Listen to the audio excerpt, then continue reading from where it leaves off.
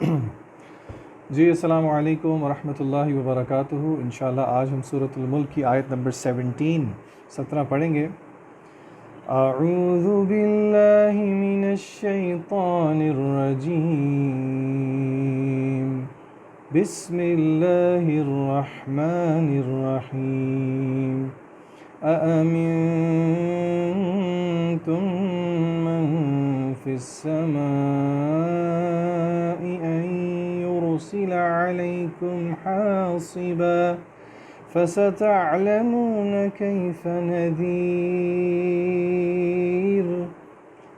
أم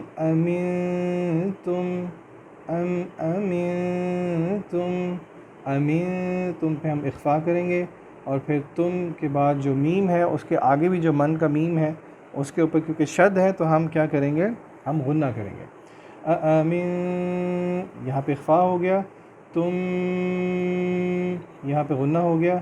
من پھر آگے دوبارہ اخفا ہو گیا، فی السماء فی السماء فی السماء ان یرسل علیکم حاصبا۔ میں ان یرسلہ نہیں پڑھا، این یرسلہ پڑھ رہا ہوں کیونکہ نون کے اوپر جزم ہے، کیپ ہے، اور اس کے آگے یا کے آگے شد ہے، تو ہم اس کو ادغام کریں گے، ملائیں گے، این، اور یہاں پہ روکیں گے آواز کو تھوڑی، این یرسل علیکم، علیکم نہیں ہے، علیکم ہے، گلے پہ تھوڑا زور لگائیں گے، علیکم حاصبا، یہ حاصبا نہیں ہے، یہ سیبا نہیں ہے، صیبا، یہ صاد ہے، اس کو تھوڑا موٹا کر کے پڑھتے ہیں، سیٹی کی آواز بہرحال اس میں بھی ہوگی، حاصبا، اور اگر ملا کے پڑھوں گا تو حاصبا فستعلمون، حاصبا پہ میں اخفا کروں گا اگر ہم ملا کے پڑھیں گے، فستعلمون، فستع عین کی آواز کو ٹھیک طرح نکالیں گے، تعلمون کیف نذیر، کیف، کیفا نہیں ہے، یہ کیف نذیر۔ نحمده ونصلي على رسوله الكريم، اما بعد فاعوذ باللہ من الشیطان الرجیم، بسم اللہ الرحمن الرحیم۔ انشاءاللہ آج ہم سورۃ الملک کی آیت نمبر 17 کی تفسیر دیکھیں گے۔ اللہ تعالیٰ فرماتے ہیں ام امنتم من فی السماء ان یرسل علیکم حاصبا، تو کیا تم امن میں آ گئے ہو اس ذات سے جو کہ آسمان میں ہے کہ وہ تمہارے اوپر حاصبہ بھیج دے، فستعلمون کیف نذیر، تو پھر تمہیں ضرور پتہ لگ جائے گا، بہت جلدی پتہ لگ جائے گا کہ اس کی وارننگ کیسی تھی، اس کا نذیر کیسا تھا۔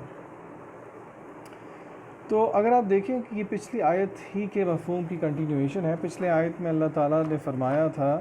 ام امنتم من فی السماء، کیا تم امن میں آ گئے اس ذات سے جو کہ آسمان میں ہے کہ وہ تمہیں زمین میں دھنسا دے۔ تو یہاں پہ آگے اسی قسم کا جو ہے وہ ٹون بھی آپ دیکھ رہے ہیں کہ ہے بڑی اسٹرانگ ٹون آف ایڈریس ہے، جو ڈائریکشن آف ایڈریس ہے، اللہ تھرڈ پرسن میں ایڈریس نہیں کر رہے، سیکنڈ پرسن میں ایڈریس کر رہے ہیں، ڈائریکٹ ایڈریس ہے مشرکین کو۔ اللہ تعالیٰ فرماتے ہیں ام امنتم من فی السماء ان یرسل علیکم حاصبا، کیا تم امن میں آ گئے ہو اس بات سے، اس ذات سے جو کہ آسمان میں ہے کہ وہ تمہارے اوپر حاصبہ بھیج دے۔ میں نے حاصبہ کا ترجمہ نہیں کیا، اس کا ترجمہ عام طور پہ کیا جاتا ہے پتھروں والی بارش۔ یہ پتھروں والی بارش کس پہ کی گئی؟ اگر آپ قرآن مجید کا مطالعہ کریں تو پتھروں والی بارش اللہ تعالیٰ نے قوم لوط پہ کی۔ قوم لوط کون تھی؟ قوم لوط کی طرف لوط علیہ السلام کو بھیجا گیا۔ اب یہ جو میں کچھ اگلی بات کرنے جا رہا ہوں، یہ میں ایک کیس پریزنٹ کر رہا ہوں آپ کے سامنے، اور اس کو بہت ان بائس طریقے سے آپ دیکھیں، سنیں، سمجھیں۔ اور اس بات کو سمجھانے سے پہلے میں آپ کو ایک بات بتانا چاہتا ہوں کہ قرآن مجید ہمیں ایک رویہ اختیار کرنے کو کہتا ہے، اور سورہ حجرات میں اللہ تعالیٰ فرماتے ہیں یا ایھا الذین آمنوا ان جاءکم فاسق بنبأ فتبینوا، جب بھی تمہارے پاس کوئی خبر آئے تو اس کی تبیین کر لیا کرو، جانچ پڑتال کر لیا کرو، ایویں سن کے بات یقین نہیں کر لینی چاہیے۔ اور حدیث میں یہ بھی آتا ہے کہ ایک انسان کے لیے جھوٹا ہونے کے لیے یہی کافی ہے کہ وہ ایک چیز آگے بیان کر دے جیسے کہ اس نے سنی ہے، یعنی کہ اس کی اوتھینٹیکیشن ہی نہ کرے، پتہ ہی نہ کرے کہ ٹھیک ہے یا غلط ہے، او کما قال النبی صلی اللہ علیہ وسلم۔ تو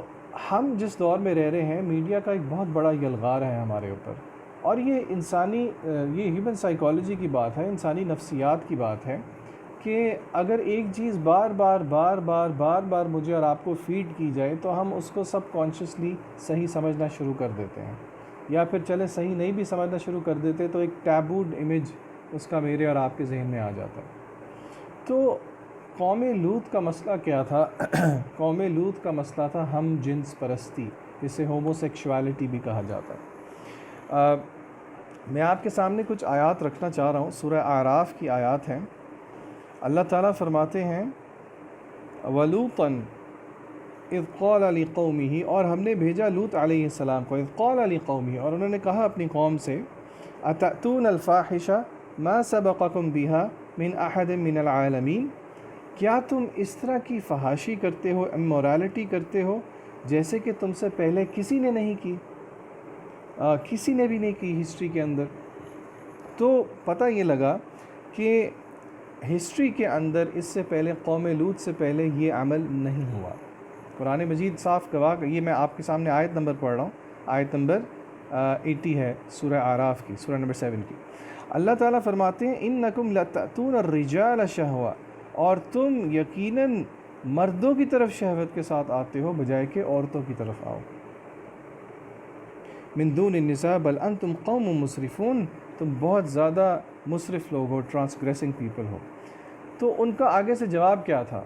اچھا، اس جواب میں اب جو ہے وہ ایک سائیکی ہے، جو سائیکی ہمیں آج بھی ملتی ہے، اس سائیکی کو میں نے اور آپ نے سمجھنا ہے۔ ان کا جواب یہ تھا وما کان جواب قومہ الا ان قالوا اخرجوہم من قریتکم انہم اناس یتطہرون، نکال دو اس کو ہماری بستی سے، یعنی کہ لوط علیہ السلام کو، یہ بہت جو ہیں پاک دامن مرد بننا چاہتے ہیں۔ تو اللہ تعالیٰ نے بہرحال اللہ تعالیٰ فرماتے ہیں کہ اللہ نے ان کے گھر والوں کو بچایا، الا امرأتہ، ان کی بیوی کو نہیں بچایا۔ وامطرنا علیہم مطرا، اللہ کہتے ہیں اور ہم نے ان پہ بارش برسائی پتھروں کی، اور پھر دیکھو کہ مجرموں کا کیا انجام ہوتا ہے۔ تو پتہ ہمیں یہ لگا کہ دیکھیں اللہ تعالیٰ نے اس چیز کا نریٹو کس طریقے سے ہمیں بتایا ہے، اور دیکھیں کس طرح دو ٹوک انداز میں اللہ تعالیٰ یہ بات کرتے ہیں۔ اور اسی ٹاپک کے بارے میں اللہ تعالیٰ نے بہت پیاری آیت بتائی ہے۔ اللہ تعالیٰ ایک عجیب انداز میں سورہ حجر کے اندر، سورہ نمبر 15 آیت نمبر 72 میں اللہ تعالیٰ نبی کریم صلی اللہ علیہ وسلم کی عمر کی قسم اٹھا کے کہتے ہیں لعمرک، اے نبی کریم صلی اللہ علیہ وسلم، انہم لفی سکرتہم یعمہون، بے شک یہ اپنے نشے میں اندھے دھت ہیں۔ یعنی کہ آپ اندازہ کیجئے کہ اللہ تعالیٰ کس اسٹرانگ طریقے سے نبی کریم صلی اللہ علیہ وسلم کو کہہ رہے ہیں کہ یہ اس شہوت کے اندر جو کہ یہ مردوں سے ہی پوری کرنا چاہتے ہیں، یہ اندھے ہو چکے ہیں اور اس نشے میں دھت ہیں، اور اے نبی صلی اللہ علیہ وسلم آپ کی عمر کی قسم ہے کہ یہ اس نشے میں دھت ہیں۔ تو میں اور آپ ذرا سوچیں کہ یہ اللہ تعالیٰ نے اتنی اسٹرانگ اپروچ کیوں لی ہے؟ کیا ہم جو ہے وہ، میں یہ نہیں کہتا کہ اس ٹاپک کو ہم کرٹیکل ہو کے نہ دیکھیں، لیکن جنرلی اسپیکنگ ایک یلغار ہے اس ٹاپک کے بارے میں، وقت اجازت نہیں دیتا کہ اس کی تفصیل میں جایا جائے، لیکن بہرحال میں اور آپ سوچیں، جو کچھ حصہ میں نے قرآن مجید کا آپ کے سامنے رکھا ہے، اور اللہ تعالیٰ اس صورت کے کانٹیکس میں خاص طور پہ یہ دیکھیں تھریٹننگ انداز میں اللہ پر فرما ہے کہ امنتم من فی السماء، کیا تم امن میں آ گئے ہو اس ذات سے جو کہ آسمان میں ہے کہ وہ تمہارے اوپر آسمان سے حاسبہ، پتھروں کی بارش کر دیں، جیسے کہ ہم نے دیکھا ہے قرآن مجید میں قوم لوط کے ساتھ ہوا۔ فَسَتَعْلَمُونَ كَيْفَ نَذِيرِ۔ تو اس آیت سے ہمیں ایک اور بات بھی پتہ لگتی ہے، اور وہ یہ ہے کہ اللہ تعالیٰ اپنے عرش کے اوپر ہیں، الرحمن علی العرش استویٰ، جیسے کہ اللہ نے فرمایا ہے کہ کیا تم امن میں آ گئے اس ذات سے جو کہ آسمانوں کے اندر ہے۔ اور آخری بات اس آیت کو لے کے جو میں کرنا چاہ رہا ہوں وہ یہ ہے کہ ایک مومن کا، بندہ مومن کا، میرے اور آپ کا، اور انشاءاللہ ہم اللہ سے دعا کرتے ہیں کہ اللہ تعالیٰ ہمیں حقیقی اہل ایمان میں شامل کرے، جب یہ ہوائیں چلتی ہیں تو کیا رویہ ہونا چاہیے؟ عام طور پہ ہوائیں چلتی ہیں تو ہم خوش ہوتے ہیں، اور وہ لٹریچر نے ہمیں ایک رومانٹیسائزڈ ایک نریٹو دیا ہوا ہے۔ نبی کریم صلی اللہ علیہ وسلم کے بارے میں آتا ہے کہ حضرت عائشہ رضی اللہ تعالیٰ عنہ فرماتی ہیں کہ جب یہ بادل آتے اور آسمان کا رنگ تھوڑا بدلتا، ہوا چلتی، تو آپ کی طبیعت گھبرا جاتی، آپ اندر باہر گھر کے آتے۔ تو ایسا کیوں تھا؟ ایسا اس لیے تھا کیونکہ آپ صلی اللہ علیہ وسلم کو اللہ تعالیٰ نے قرآن مجید میں یہ بات بتائی ہوئی تھی، مثلا سورہ حاقہ کے اندر، الحاقۃ ما الحاقہ وما ادراک ما الحاقہ کذبت ثمود وعاد بالقاریہ فاما ثمود فاہلکوا بالطاغیہ واما عاد فاہلکوا بریح۔ عاد کو اللہ نے ہوا کے ساتھ سرسر عاتیہ سخرها علیہم 7 لیال وثمان، 7 راتیں اور 8 دن اللہ نے ہوا کے ساتھ ان کو پٹھایا، الٹایا اور عذاب دیا۔ تو ہمارے اور آپ کا رویہ جو ہے وہ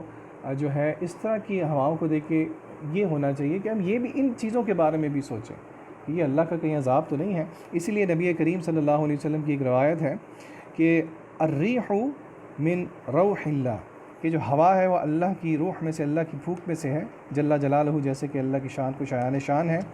اٹ برنگز مرسی، وہ یا تو اللہ کی رحمت لے کے آتی ہے یا اللہ کا عذاب لے کے آتی ہے۔ تو جب تم اس کو محسوس کرو ہوا کو، تو اس کو گالی مت دو، اس کو کرس نہ کرو، اس کو لان تان نہ کرو، بلکہ اللہ سے سوال کرو اس میں خیر کا، اس میں جو خیر ہے، اور اللہ سے پناہ مانگو اس میں شر کی۔ اسی لیے جب ہوا چلے تو مسنون دعا ہے، اللہم انی اسألک خیرہا وخیر ما فیہا وخیر ما ارسلت بہ واعوذ بک من شرہا وشر ما فیہا وشر ما ارسلت بہ، یعنی کہ اللہ میں آپ سے سوال کرتا ہوں اس میں جو خیر ہے، اور آپ سے سوال کرتا ہوں خیر کا، اور اس میں جو خیر ہے اور اس کے ساتھ جو آپ نے خیر بھیجی، اور میں آپ کی پناہ میں آتا ہوں شر سے، اور اس ہوا کے شر سے، اور اس ہوا کے ساتھ جو آپ نے شر کو بھیجا۔ تو اللہ سے دعا ہے اللہ تعالی ہمیں اپنی آیات پہ غور و فکر کرنے کی توفیق عطا فرمائے، سورہ ملک سے محبت کرنے کی توفیق عطا فرمائے، اور روز رات کو سورہ ملک کی تلاوت کرنے کی توفیق عطا فرمائے۔ جزاکم اللہ خیرا، السلام علیکم ورحمۃ اللہ۔